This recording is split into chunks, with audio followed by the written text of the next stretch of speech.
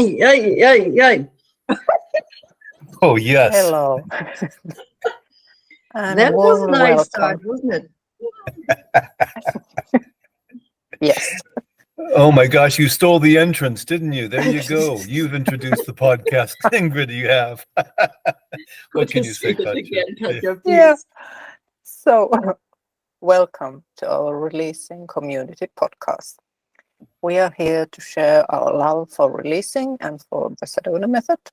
And I am Katja Törmänen, and me and Stephen Robert Carlson will be hosting this podcast, and where we'll be sharing gains, insights, experiences. And today's guest is Ingrid Hoffman. And Ingrid comes from Germany. She runs a popular YouTube channel where she offers hundreds of guided releases. Wow. And she does seminars, one-on-one coaching and workshops throughout Germany and the neighboring countries. And she has also helped to translate Hale Dwoskin's and Levenson's book, Happiness is Free, into German language. Warm welcome, Ingrid. Lovely to have you here. Thank you very much, Katja, and thank you, Stephen, for giving this opportunity. I love that. And should we begin from the very basics, which is like, how did you start and find the Sedona Method and releasing? Mm-hmm. I found the method in 2019.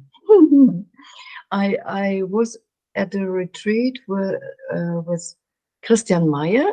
That is a German man who's enlightened, and he offers retreats. And there, he has similar exercises that you work peer and peer together, but his exercise. And once I had a partner who wrote, "Oh, I have found something very great, the Sedona Method." And I was asking him, "And are get people enlightened with it?" Of course. So Perfect. that was my go for it.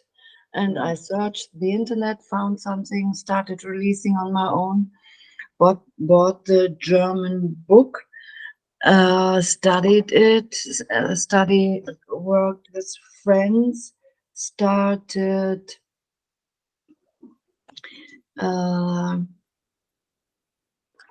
at that time I guess it was 2020, yeah, Deepak Chopra did something focus on abundance, and that was a spreading thing, and I did it as well. And in the end, he encouraged us to introduce our heartfelt project. I introduced mine, the Sedona Method, and asked if people were interested. I would bring together 7 days. Yes, and there were a few. I had a German group and I had an English group. Wait. So, do I understand this is a Deepak Chopra event and you are invited to tell this? Yes, that was a WhatsApp thing. 21 days focus on abundance, something like that it was called. And on the last day, he encouraged us to introduce our heart project to the group. And I introduced mine. That was a Sedona Method. And then, Brilliant. yes, I was in 2 groups or 3. I started a 7-day introduction to the Sedona Method. That was the start of my videos, and in English as well. But there it left with the 7 videos. But German channel grew. Yeah. Wow. So Yes. you just started doing videos. You felt that was your thing from the beginning. Yes. Yes. Oh, Some wow. people write. I like doing videos. Yeah. Yeah. And primarily in German language as opposed to Yes. English. Yes. Yes, I yes. did a few in English as well, but yeah, it's easier in German, right? In my Of language, course. Yeah, yeah. Well, your heart speaks German, no? right? And you've Obvious. learned the method in German, is that right? Pardon? You have learned the method in German, or did you learn it in English? I at the first encountering was in English on the internet. It was Yes, Hale. of course. Yes. Yeah. And Yes. then after doing that a while, I bought the German book, Mm.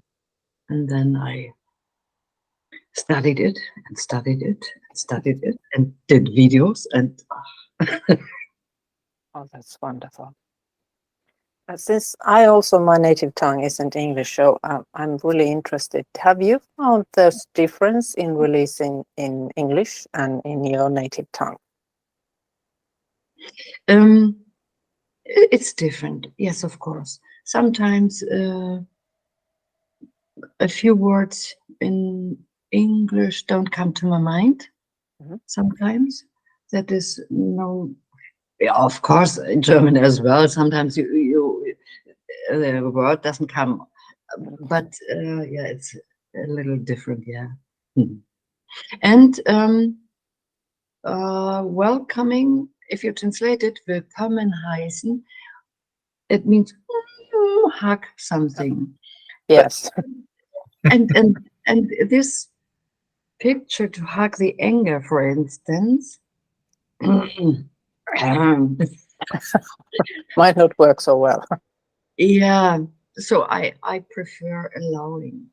Can you allow it to be here? Mhm. That works well, but welcoming, not so close. Yes. Yeah. Yeah. And one more language question, at least one more. When you do releasing on your own, do you do it in your mind or by yourself? Which language do you use? German? Sometimes German, sometimes English. Yeah. Okay. Yeah. Because I'm learning it in English. So in that case, it's the first language. Yes. And it takes a while until I have a very good German translation for it. But in both languages, yeah. What first comes. So, yeah. And what kind of changes? You must have noticed some changes since you stuck to the method right away. So what were the kind of first gains you noticed after using it?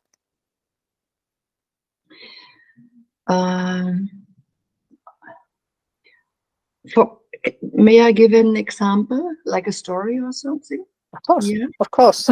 Please. Please. Please. Yeah. Yes. A few years ago, I had a struggle with a woman. She said something that hurt me. And this, at that time, I didn't know the Sedona Method. This was puzzling me for half a year. It hurt and hurt and hurt, pain. And then after I learned the Sedona Method, there was another situation, not with that woman, a different one. And that took me to panic, and I ran around half a day with that panic. And then I said, Ingrid, sit down and do Sedona. And I did it in writing. And after an hour, it was gone. So, and that was things that took a week or a month or half a year before were done in an hour or half an hour. The time shortens, right? I guess it's your experience as well, right? Yes. Yeah, in the beginning, very often it was an hour, a month, sometimes 1.5, but no, not now. Yeah, I think it's one of the brilliant features of the method that the more you do it, it doesn't get any more dull or more kind of because I've used modalities that the more you use it, the more the magic seems to fade. But in Yes. the Sedona method, it's the exactly opposite. The more Hmm. you use it, the more there's the magic. Ah, yes, yes, Mm. yes, indeed. Well, certainly with work, the more that you release resistance, the more flow you achieve. It Yeah, just becomes yeah, almost automatic, and also you learn to trust intuition and to invite inspiration. Yeah, yeah, as well. yeah, yeah. Um, in the beginning, resistance was not that much the topic. The topic was self-judgment, Oh, beating myself up. Bah, that was a big one.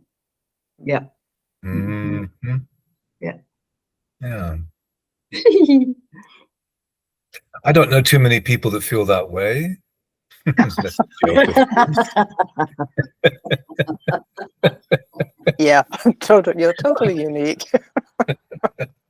In fact, I think you're the only person that I've ever met.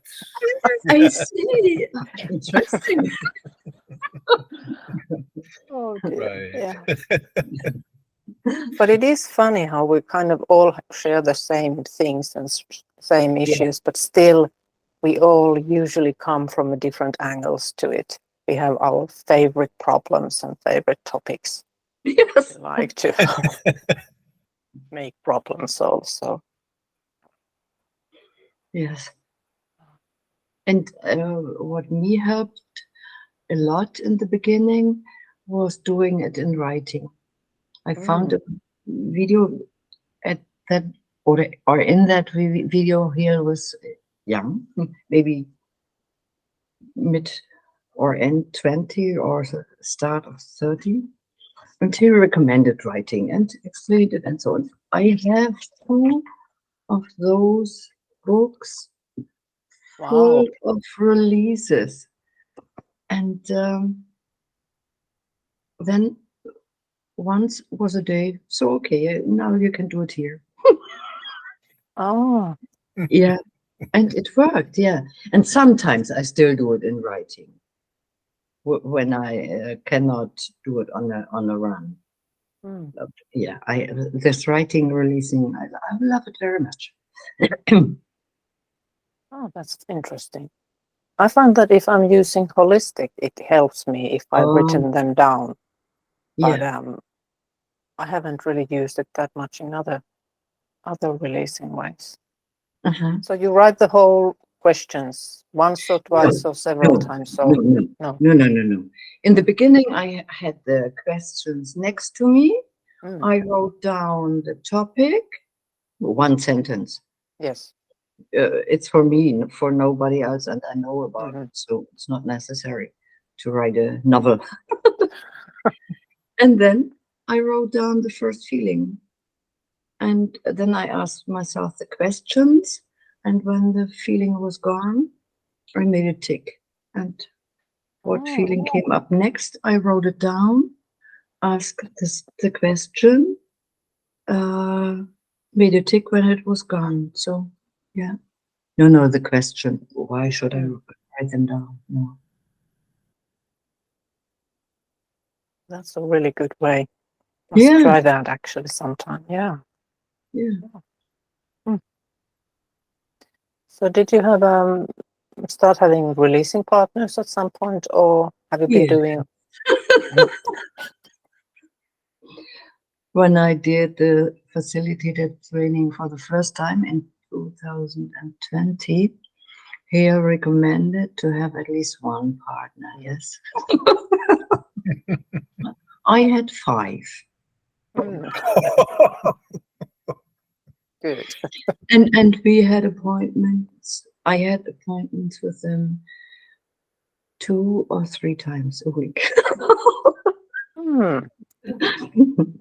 Yeah, you really dove into that too. Yes, Yeah. yes. And the facilitator time is every year the time with miracles.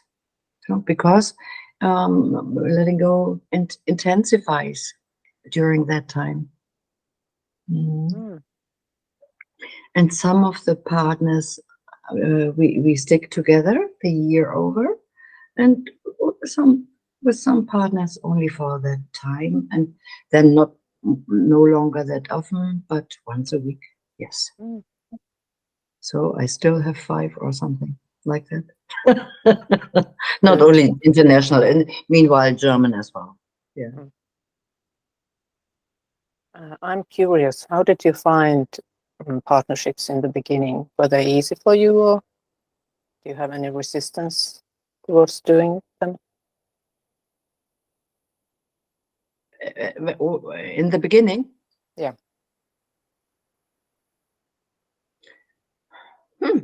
I remember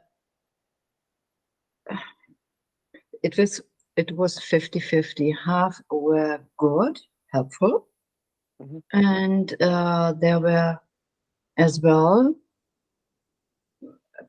1 or 2 partner that didn't work out that well, but it was an experience, right? So yeah. Yes. I'm only asking because I didn't like them in the beginning. The first retreat I went to, that was my first experience of partnerships, and I was really resistant. I see. Yeah. And how But- many partners did you have?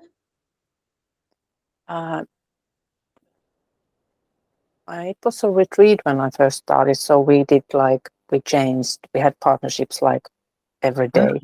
But during that retreat, I got my first 3 I releasing see. partners. Yeah. And Once a week, twice a week? once a week with one, and once a week with the other 2. And one of them we are still meeting every week. So Nice, huh?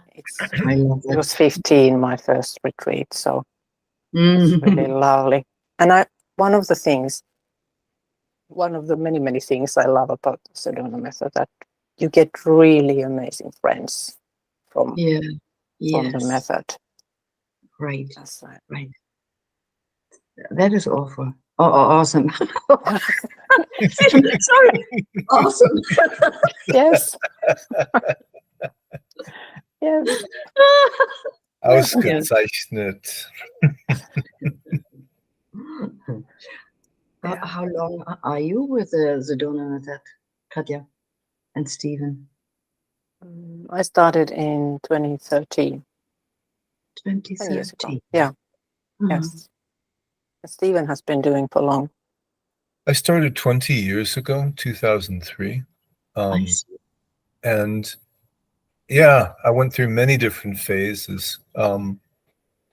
I only did my first live retreat this year, actually, in Santa Cruz, which was interesting. The first time I actually met people face to face, and that was wonderful. It is. Yeah.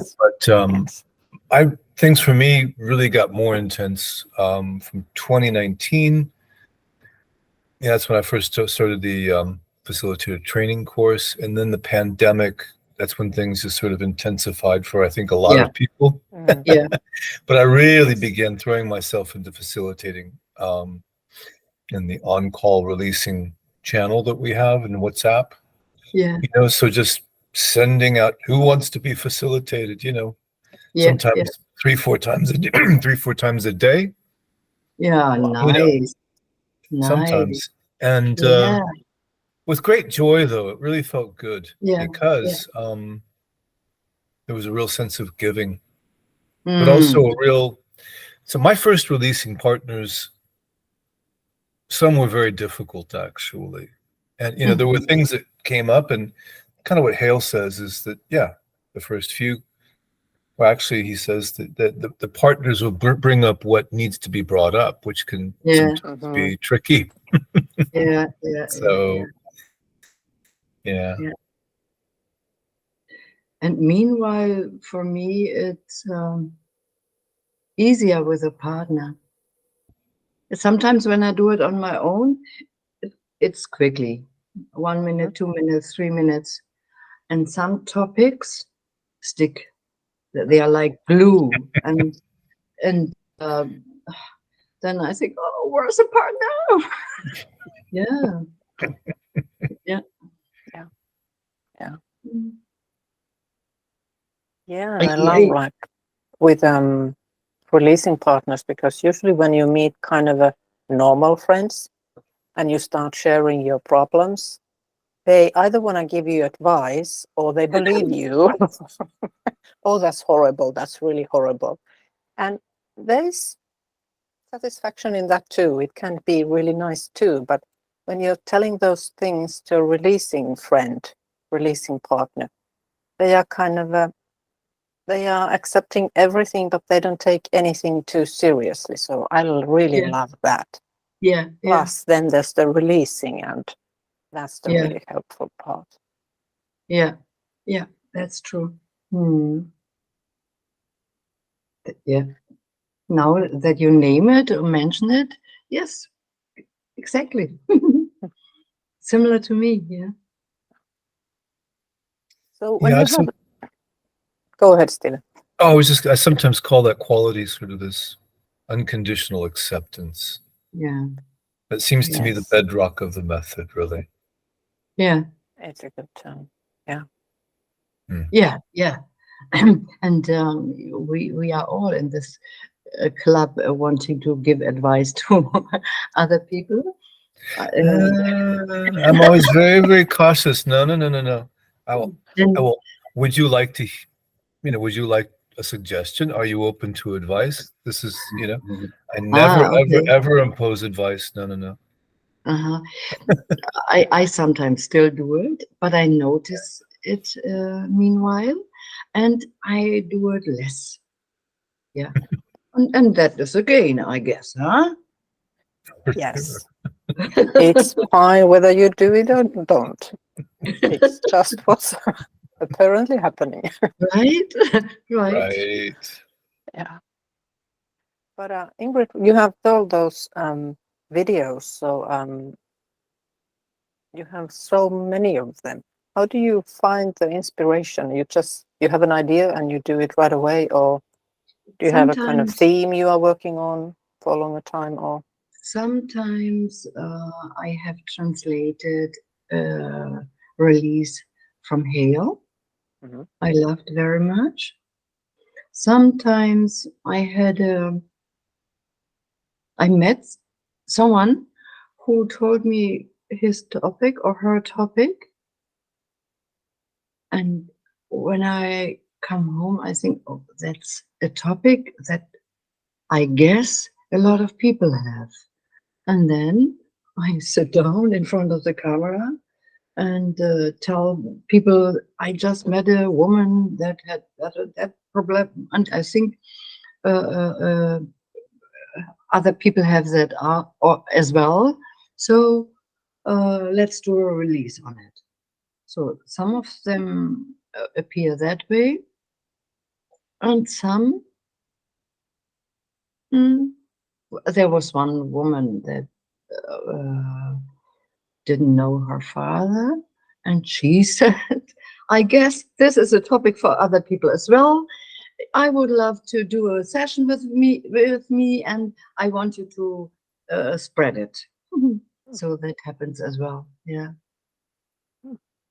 And sometimes I interview people that had a session with me, or a week or a day or whatever. Or when I offer a seminar, then I do a video as well with the topics. So it's not all videos are sessions. Sometimes are simple Werbung, advertising. I'm advertising my own product, Yeah. Well, I have to observe it. You said that you when you started with the method, some of your first and most intense barriers was self-judgment, is what you talked about. Is that right? Self-judgment. Yeah. Well, and now you have over 200, something like 300 videos on YouTube, and you just told us however many different ways you come about it, but would you agree that you've overcome the self-judgment? It would seem to me that it would require certain freedom with yourself to be able to do this kind of production, no? These 300 videos, not the first, I did laughter yoga years ago. I did relaxation. I did a few other things, and I did. They are on the same channel, so they add to the whole number of videos. The letting go videos, Sedona videos, I guess it's about 150. Yeah. But that's a lot too. Yes. Yeah. And yes, Steve, one thing has nothing to do with the other, right? You can do great things and still judge yourself as stupid.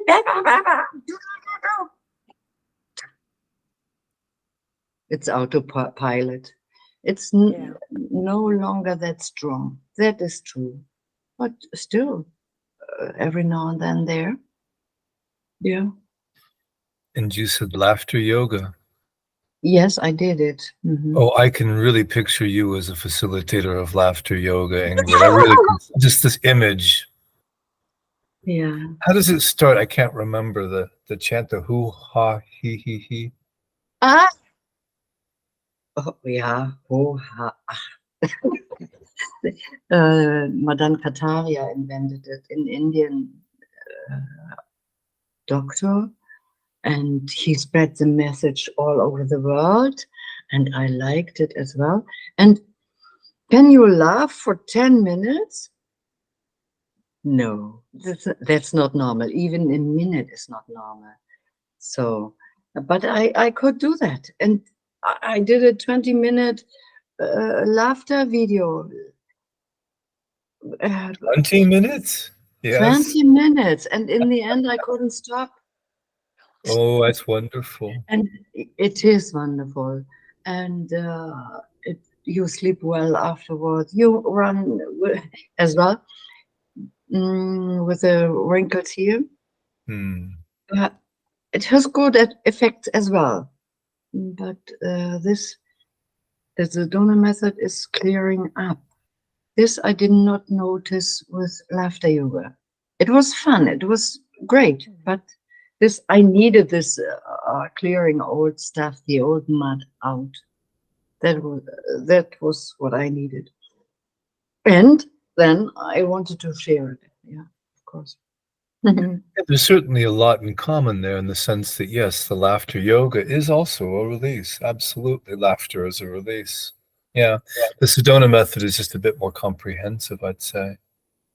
But again, with the laughter yoga, you begin really by faking it. In the beginning, it's a little bit awkward even, here you are with these strangers and there's this little ritual that you go through and it's just, you're faking it and it's sort of dumb until all of a sudden this sort of shift takes place. And oh, wait a minute, now it's genuine laughter. It just happens. Yeah. And it frees your ability to laugh. So, yeah. There you go. But I do, I haven't tried laughter yoga, but what surprised me on the first retreat when I got there was how much there was laughter. And I think that is kind of, and when you're releasing with your partner, there's lots of laughter usually. And yes. I haven't found that in other modalities I've been using. Life is serious, right? Yes. Yeah. So I really like this. Yes. Yeah. Indeed. And that's the thing I've been missing during the Zoom retreats is kind of being with people and hearing the laughter. Because when you're watching someone on the Zoom and if it's funny, of course you can laugh, but you can't hear anyone else laughing. So that I'm looking forward for the next in-person retreat I can attend. Yeah. Laugh together. Yeah. Yeah. Yes. Have you noticed that on your courses, Ingrid, or seminars, is there lots of laughter when you do in-person ones too, don't you? We laugh as well. Yeah. Because I can't stop it. When it comes, and then I see the people and they're smiling as well or laughing. Yeah. So we are laughing as well. So which do you prefer more, or do you prefer one-on-ones or doing seminars with groups, or have you found any difference? Right now I'm doing the facilitator training. I love that so much. There are 8 people and we do it on Zoom once a week, 3 hours in the morning for 8 times, and it's a group of 8. And it's awesome. Yeah, I love that. And that's my biggest group I had so far. And one-to-one.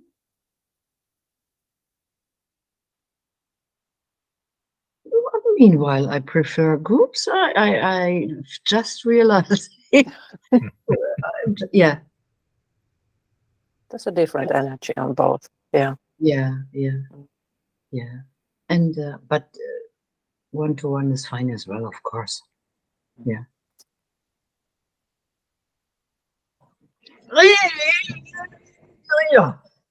Sorry. So eben. Ja. So ist es jetzt. Yeah. That's the way it is. One difference in groups also is that I think part of it is that presence, you're not just adding presence, you're multiplying it. There's this exponential sort of quality of presence, if you will. Yeah. But also there's this other effect that happens, which we saw on the call this morning, because we were taking place in a support call, the Friday support call. And it's where somebody comes with this unique impersonal problem to release. And yet with their other people in the call, they feel the echo of that in them, because in fact, these are not at all unique issues. That's what you see. Yes. Yes, so, or very often, other people have exactly the same thing to release, and it just becomes the theme of it.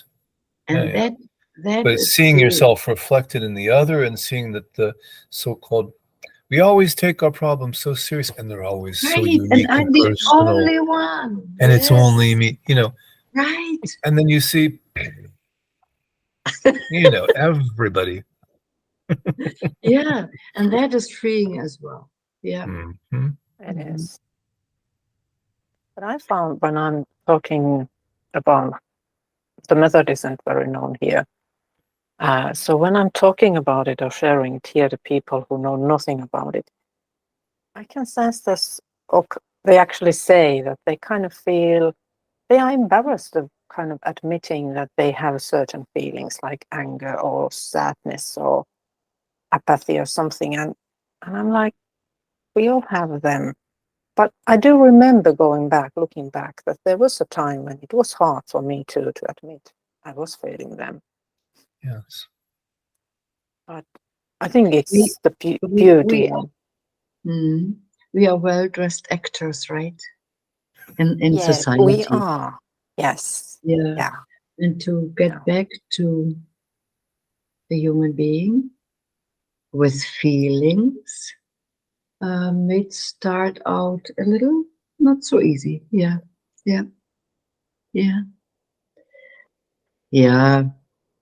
But I guess with everyone comes a point where they say, so it doesn't work, let's do something. Yeah, I think most of the people all are looking for relief. Yes. Just in different ways. And feeling better, and not only acting, but really feeling better. Yeah. So have you been told by others that you have changed to a more positive way? Have others seen the change? Yes. Oh, Ingrid, you are doing great. Oh. Nice. Yeah. But the most important is here to feel it yourself. Yeah. And I'm happy and grateful that those moments where I feel in the valley, I don't feel so good, that I have a tool to sit down when it is heavy and let go, or call a partner, and it is done within a few hours, sometimes within half an hour. That is a huge difference compared to former times, and that I'm grateful for. So, and that heightens the level of happiness. It does. It does, right? Yeah.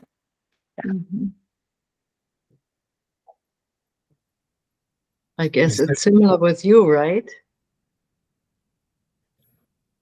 You're speaking to me? Yes. Yes, definitely. Well. The apparent me, yeah. I find that, certainly. Sometimes it seems that the highs get higher and the lows get lower. Sometimes it seems that way. But there's also a much different perspective on the whole thing that,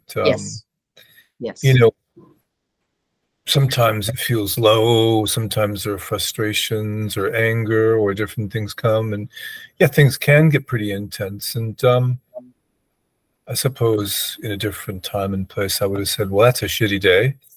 And now it's more like, oh, nice. It's just a sign that, okay, now it's happening, bring it on.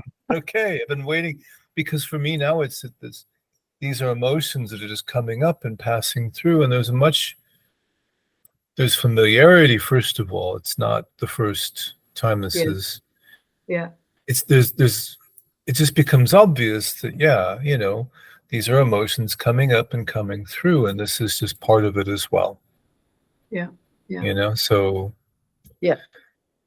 This passing through I have experienced as well. I was in the middle of facilitating. My partner was done. It was my turn. Wow.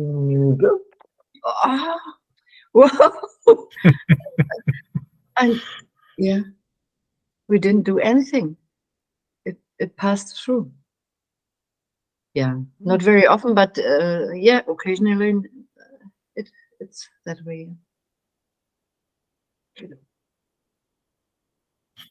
I have that too, but I'm also noticing that I still have that tendency to think that since I know about releasing, I shouldn't have those really low emotions at all. And I'm just angry and frustrated, like, why am I feeling this crappy? And then I don't even start the first releasing question. Or I ask one, and if it doesn't help immediately, I'm like, okay, now it's done. Now it's over. It doesn't work anymore. But luckily, that doesn't usually last that long as it used to in the old days. So at some point, it comes back to like, okay, would you care to try a little bit more releasing? Or I reach out for a releasing partner, or open up the book at random or something, and it starts to dissolve. Nice. Yeah. Katja, what you just described, those thoughts, classical. Yeah. Yeah.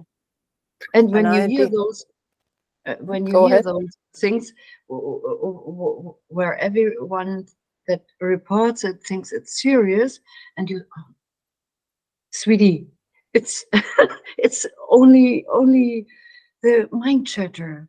So, but yeah. After a while, you recognize all the sweeties, right? Yes. So, you were first interested about the Sedona method because it seemed to promise, or someone told you it promises enlightenment. So, how have you found that? Yeah, I'm still about letting go the feeling of being Ingrid.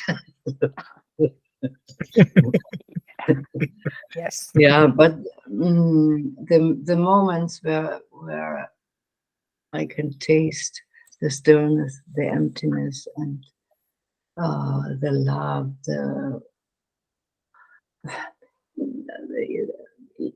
I can reach them almost in the end of every session. That is amazing. Yeah, that is amazing. Now I wish it would last. Does it really ever end? Good question. In my experience, it shifts. Yeah, your whole way of thinking and being shifts. Yeah, that shifts. Yeah. But I don't think the love in the beneath goes anywhere.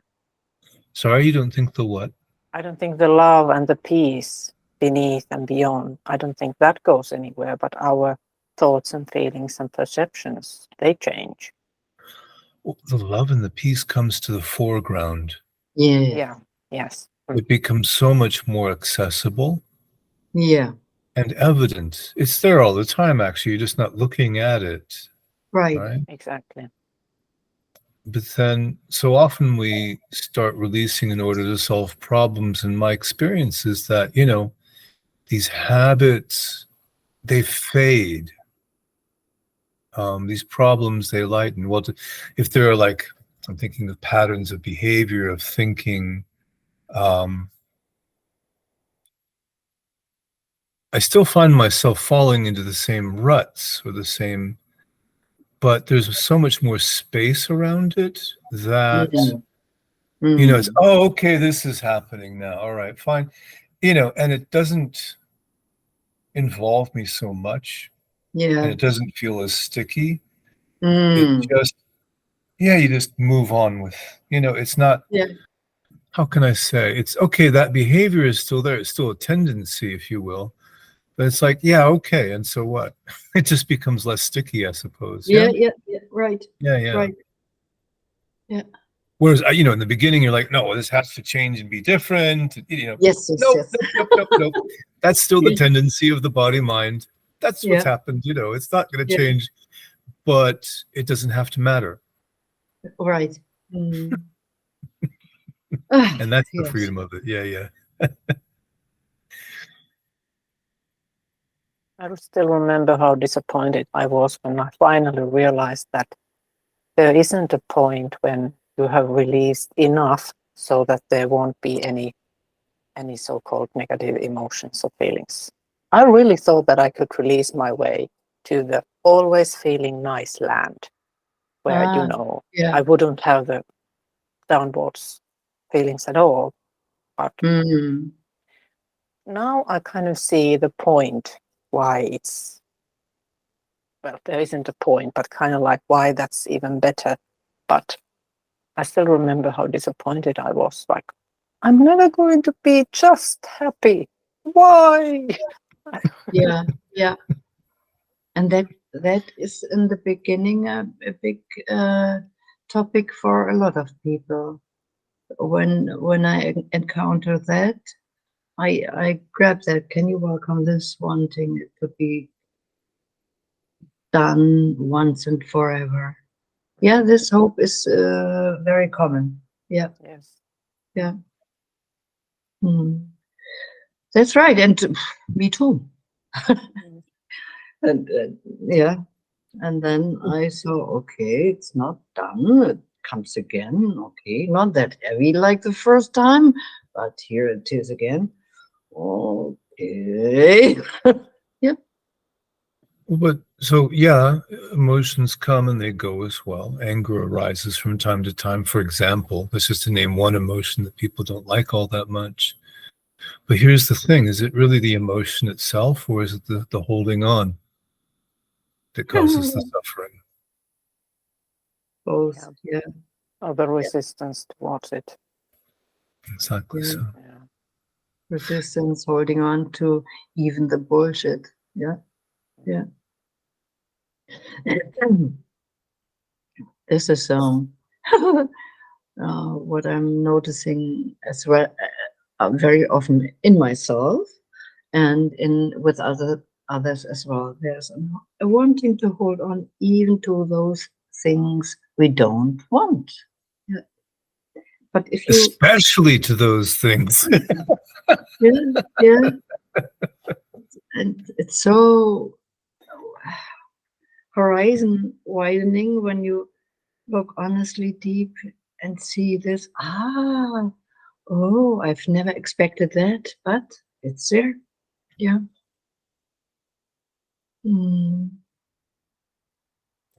There's some wonderful quote from Goethe, which I can only just approximate. I don't remember even in English, but it has to do with he's saying that I am capable of, the most horrible crimes. I am capable within me as a human being. I contain, I can murder a baby. I can, it's.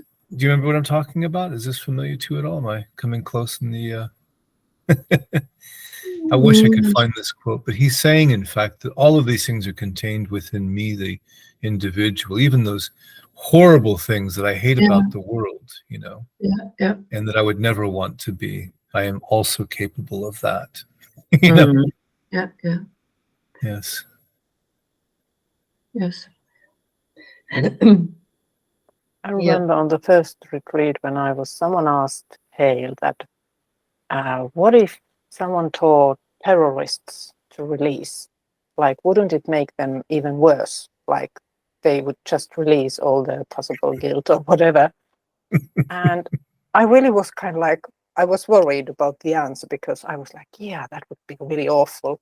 And Hale was like, no, because the more you release, more there's, I can't remember his exact words, but the message was more like, the more you release, the more there's love, and the more you see we are all one. So the less there is any temptation to be a terrorist, right? For example, I would say that as well. Yeah.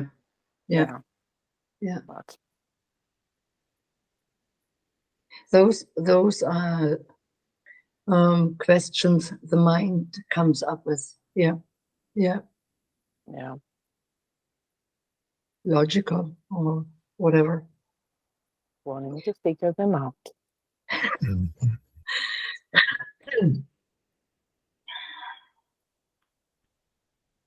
No, it comes back to that unconditional acceptance that even though I am capable of all of these things, that's the thing.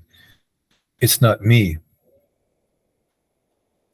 I am not that. We don't want to face ourselves. We don't want to look at the fact that, actually I do feel this hatred, this fear, this anger, there's all of this negativity, that I don't want to face or own. And a lot of it, of course, in fact, all of it is totally irrational. It doesn't make sense. That's the other thing, right? Yeah. It doesn't have to make sense. It's just emotion. Yeah. And there's nobody's name attached to it. Yeah, right. It's not anybody's property at all. Right. And they are in all of us. That's right. And it's easier it gets easier and easier to let them go. And to find them and to allow them to show up. So meanwhile, I guess it's similar with you when I thought, I found something like a treasure. Because now when you see it, when you allow it to be there, you can let it go. Before, it's somewhere, wherever, and it does its stupid things. And, yeah. But when you encounter it, see it, it's almost gone already. Yeah. That's a very important insight right there, Ingrid. And that it's one that I like to point out to my releasing partners as well. Is so once you see the pattern, right? Yeah. Once you see it, this is 90% of the solution, because then it's come from the unconscious, and now it is visible. Right. So it's no longer a monster which is haunting us in the nightmares. Now it's actually out in the open. And once you see it for what it is, then it really loses a lot of its power. Although psychologically, very often people think the opposite. Oh my God, look at that. Oh, it's been there all the time. I'm doomed. Yeah, the normal way. That's a normal way of thinking and going about it. But the way you learn with the Sedona method is not normal. Thanks God. And this approach is freeing, helping to get another approach to the feelings, and it's freeing first up. So, and I wanted to mention, sometimes I even notice when I encounter a feeling, it wanted to be seen. Yes. It wanted to be seen, and then it's ready to go. That is amazing as well. Not pressed away, but seen. Okay, you have seen me. Okay, noticed. Now I can leave. Now sometimes it feels as if they were waiting for that, and now they are free as well. So maybe sounds strange, but that's the way I'm sensing it sometimes. Not always, but sometimes, yeah. These are wonderful insights. Thank you. I just remembered a question I wanted to ask you. Yeah. So Vincent is our Sedona Method partner in Hong Kong, and he told me that he finds that in Hong Kong, so he offers the Sedona Method as a way of addressing anxiety and stress, which is what the Hong Kong people, front and center for them is anxiety, stress. And so that's how he positions it for them. How do you feel? What really appeals to Germans about the Sedona Method? Do you see my question now? What is it that Germans seem to really find of most benefit? What topics come up for you and those you work with? Do you see themes? Childhood trauma. Yeah. Occasionally abuse, occasionally a simple thing, but if you are small, it might turn out awful, and not being worthy is a topic very often. Self-judgment. So I'm with my community. Yeah. Yeah. Do you have a favorite topic you want to talk about when you're doing courses or seminars? Do you have something that you really feel is your topic? Is it the self-judgment still or something else? Oh, no. When I'm with a partner, I'm 100% with a partner. And when they say something, it seems I have a few antennas. There could be that behind, below, or that could be there as well. And not always, but very often that is helping them indeed to yes, are you right? Yes. And then it can be released, yeah. Mm-hmm. Yes. No, favorite topics? No, not. You mean in the questions? I still love the basics. Mm. And occasionally, I go to the advanced tools, and sometimes I use 1 or 2 questions for half an hour, and again and again and again, and it works. And I'm surprised, and my partner as well. Yeah. Oh. Yeah. But it can be really effective that way. Yeah. Yeah. Mm-hmm. Do you have a favorite question you use yourself? For the moment. Yeah, it changes. Yeah. Sometimes is it that what's just appearing or happening, or is that welcomed as well and loved, or is that love as well, or indeed the basic questions. Can you allow it to be here? Can you let it go? What do you want? And sometimes still only, okay, that is there. So opening. And sometimes that is enough for dissolving. Yeah, it's every time a little different. Yeah. Here's another question. So we work with both thoughts and sensations in the body. And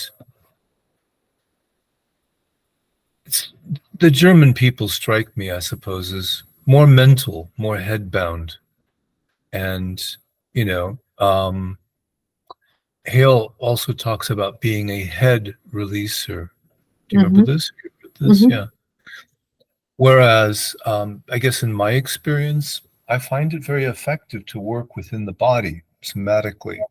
And that's actually a big focus for me personally as well. Some people are more oriented in the direction of the body. So I was just curious to get your perspective there. Do you work very much with people at the level of the body? And is that something that, does that speak to you? No. No? Mm-hmm. No. Very clear. Because I've heard once that emotions are stored somewhere in the body, but when I am asked, where is the feeling? It's extra attention, and it does not help for me. So I guess or assume it will not help the other one if he or she knows where the emotion is. So right. I'm asking about the emotion. What are you feeling now? And with the mental, when I'm noticing that someone is almost in head, I'm asking what feeling is below that. What is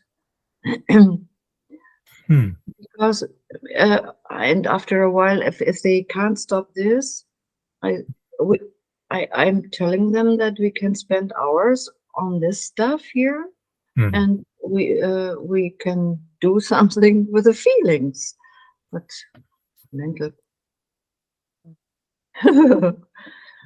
You can spend weeks, but sometimes it helps to find a belief or a concept when a feeling doesn't want to go, and sometimes I'm asking, can you sense whether there is something around that? When you know it, great. When you don't know it, doesn't matter. That helps. And sometimes that very moment they come up with a belief or a concept, and addressing that concept, that belief in that moment. Whoa. Yeah, that is freeing. Yeah. But sticking with the story, no, doesn't help. Yeah. But not in my experience, Stephen. I'm sorry. Well, yeah, we're speaking actually and we're using two different vocabularies a little bit. So yeah, for me, what you describe as feelings, yeah, I can relate to that. But what I experience them more as sensation in the body. I can't always, if you ask something, what I know is that there's something going on. I can't always tell you in the moment what it is I'm feeling. Oh, well, it's a bit of grief with perhaps a touch of, no. I see. Yeah. I see. Yes. But yeah, it's so much more effective to work on the level of feeling. Yes. Yeah, you can break it down to, yes. Do you like the feeling or is it unpleasant? That could work as well, right? Well, right there, just that language right there demonstrates that there's a judgment or resistance involved. The feeling itself is simply sensation. But to say that, oh, it's a bad feeling, well, there you go. You've added something to it. Yes. And what you've added is the resistance. It's the inbuilt resistance. If it's a bad feeling, guess what? Automatically, you're going to resist it. No? Yes. There it is. Stop, Stephen. May I tell you why I brought this up? Please. You are right. Some people cannot name their feelings, but they can name if it angenehm oder unangenehm, pleasant or unpleasant. Right. Mm-hmm. And that is enough. So you don't have to know if it's grief, is anger, is it whatever. Pleasant or unpleasant is enough. So exactly. And I work with that. Yes. It's no judgment. No, Stephen. No. only a help if someone cannot find about feelings. Yeah. Mm-hmm. Yeah. Or I think it also changes. Some people are more like Stephen and they like that work on the sensation level, and some people like to talk more on the using other terminology. And I think it's just I've noticed that, especially when I was starting partnerships and facilitating, I tried to use my favorite questions of the moment with that person, and I was certain they should help them as well. And now it's getting more kind of like we were speaking at some point earlier, or maybe in another conversation, how you are kind of just open for whatever is arising in the facilitation. And some people need to hear different wordings, and you're kind of picking that up. So I sometimes surprise myself by where did those words come from? I've never said a question like that before. And then they work for that person or not. But yeah. And it just comes up in the moment what you need to say, like right. Yeah. Ah, nice. Exactly nice. Yeah. So do you, Ingrid, if we are starting to wrap this up, but do you have plans or kind of where do you want to go with the method? Or what are your next intentions or next big dream? Next big dream. If there doesn't have to be, but if you have one. I have not planned, your dreams a lot, of course. I would love to do another seminar. I would love to do to another country here in Europe. And that is nice to be with people in another country and do a retreat. Yeah. Now, I would love to awaken. I know I am. No real plans. No. Yeah. Okay. Just go on. That is a really good plan. Go on releasing. Right. Yeah. And may I ask still, what is the last thing you have released on yourself? in the session before, that was the feeling of I have to decide between two things that are dear to me, but yeah, it's lighter. Yeah, very, very light meanwhile. And I have a few more times before released on that topic again. So it was not my first release. Yeah, some topics come again and again, and they get lighter and lighter. And some are gone immediately, and some are work on it. Yeah, that is what happens. Yeah. And I think what I've learned finally is that it's okay. Doesn't matter if something takes a little bit longer. It's not a judgment from the universe. No. Yeah. Yeah, thank you very much for this nice opportunity to chat with you, to have this insights, to have this exchange. Nice. Good idea. Thank you, Gadian. And thank you, Stephen, for providing the room and space for it. Oh, it's my pleasure. Now I hear, by the way, I live in California and the leaf blowers are coming. So, yeah, that's going to be noisy. I think it's time to finish the recording. Thank you for joining us. Thank you. Yeah. One more thing. I have to mention, Ingrid, where do they find, if people know German, where do they find your videos? YouTube. Ingrid Hoffman, my name. Tell you what, we'll put the details in the description below. So we'll get the link, description, everything else that we need so that people can find you. Sogar auf Deutsch oder auf Englisch. Yeah. Okay. I love to give my telephone number. Yeah. So they can WhatsApp or Telegram, send a message on Telegram or WhatsApp. Yeah, I love that. You were open to contact. This is very good. Yes. All right, then. Yes. It's been wonderful. Yeah. I've enjoyed hearing your perspectives, and I think it's really fruitful to have these kinds of conversations about releasing. Yeah. It is. Yeah, thank you. It was a brilliant idea. Great. So that's the end of today's.